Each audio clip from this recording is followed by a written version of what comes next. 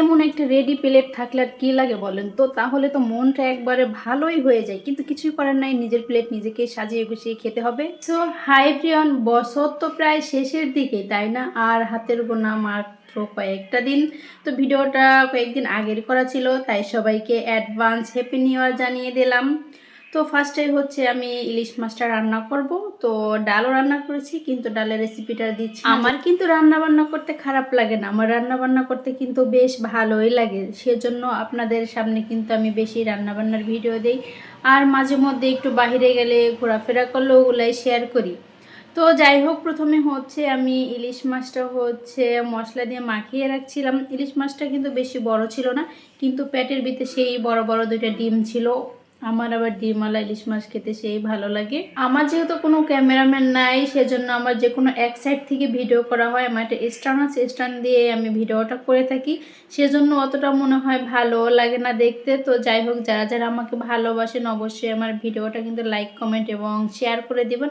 আর যারা যারা এখন আমার পেজটা ফলো করেন নাই, সবাই একটু দয়া করে ফলো করে দিবেন। আপনাদের সাহায্য ছাড়া কিন্তু আমরা কখনোই সামনের দিকে এগোতে পারবো না। তো যাই হোক, অনেক কথাই তো বলে ফেললাম। তো দেখতে দেখতে কিন্তু মাছটা কষানো হয়ে গেছে, আমি মাছটা কিন্তু ভুনা করব। আর পাশের চুলাতে আপনারা দেখতেই পাচ্ছেন আমি ডালটা কিন্তু রান্না করে নিচ্ছিলাম।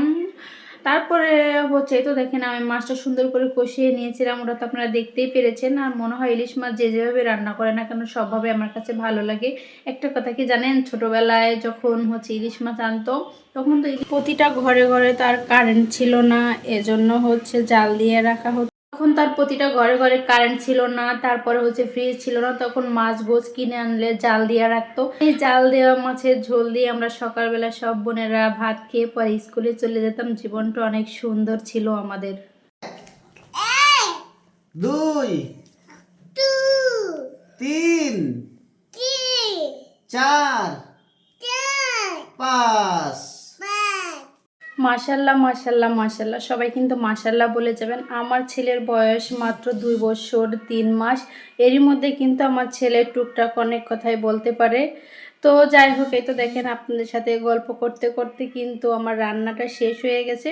আমি জাস্ট ভিডিও করার জন্য ধনিয়া পাতাটা ছিটিয়ে দিয়েছি, এর বাইরে কিছুই না। এই তো দেখেন আমাদের ডাল ভুনা, মানে আমার ডাল ভুনা।